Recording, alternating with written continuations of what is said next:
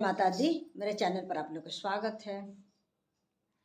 भवन पर नाचे इंद्र परी हो, भवन पर नाचे इंद्र परी हो, इंद्र परी हो कि सुंदर परी हो। भवन पर नाचे इंद्र परी हो, भवन पर नाचे इंद्र परी हो। मैया के द्वारे अंधेरा पुकारे, मैया के द्वारे अंधेरा पुकारे। अंधेरा के आँख रौरा देना परी हो कि देना परी हो। भवन पर नाचे इंद्र परी हो, भवन पर नाचे इंद्र परी हो। इंद्र परी हो कि सुंदर परी हो, भवन पर नाचे इंद्र परी हो, भवन पर नाचे। मैया के द्वारे कोढ़िया पुकारे, मैया के द्वारे कोढ़िया पुकारे।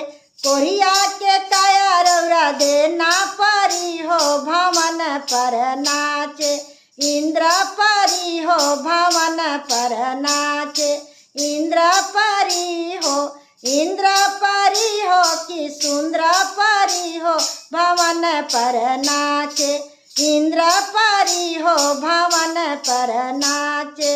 मैया के द्वारे बाजिन पुकारे, मैया के द्वारे बाजिन पुकारे।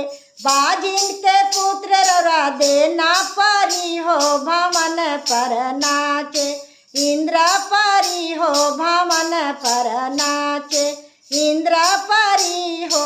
इंद्र परी हो कि सुंदर परी हो, भवन पर नाचे इंद्र परी हो, भवन पर नाचे। मैया के द्वारे लंगड़ा पुकारे, मैया के द्वारे लंगड़ा पुकारे। लंगड़ा के पैर रौरा देना परी हो, भवन पर नाचे इंद्र परी हो, भवन पर नाचे इंद्र परी हो। इंद्र परी हो कि सुंदर परी हो, भवन पर नाचे इंद्र परी हो, भवन पर नाचे। मैया के द्वारे निर्धन पुकारे, मैया के द्वारे निर्धन पुकारे। निर्धन के धन रौरा देना परी हो, भवन पर नाचे इंद्र परी हो, भवन पर नाचे इंद्र परी हो।